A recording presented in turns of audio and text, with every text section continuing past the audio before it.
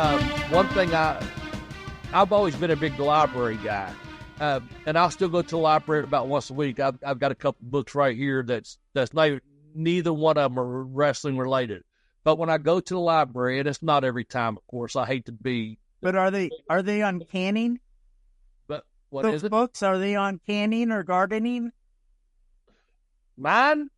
I don't even know, Melanie, what the fuck you're talking about. Sorry, I couldn't understand you. No, I'm reading one. I read a lot of books, just saying.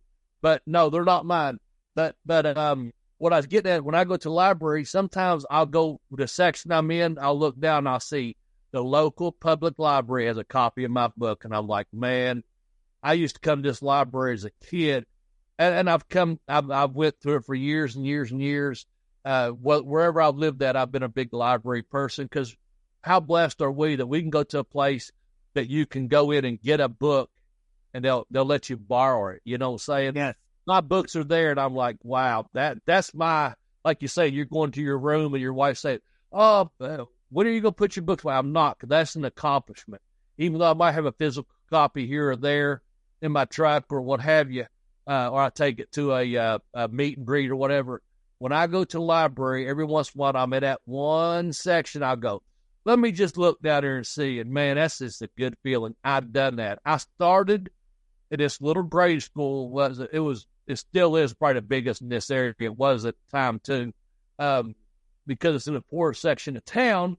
But I go down there and walk because it's in the park, and it's all central. It's called Central Park, so it's centrally located. So when I go to my spot at school, I'm thinking, I started off over there. My mom used to bring me to this library as a little boy, and here I am checking out books. Like I said, I've got two books that are totally not into neither one of them involving the professional wrestling. But I'm like, man, I got books in that library right there. And like you said, man, you got stuff.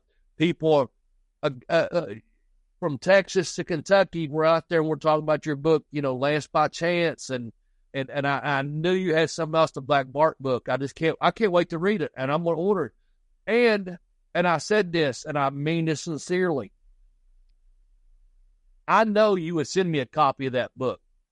I would. You copy mine if you wanted it. We, but I think it's important that you also patronize people that support you and support your books and your art.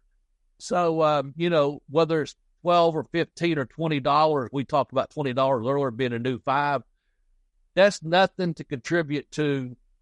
I'm going to enjoy what your perspective is, your art. You're talking with Black Bart and writing a book about them. That's you're using as my art talents to do something positive, refreshing, and I said this off the air, as you know.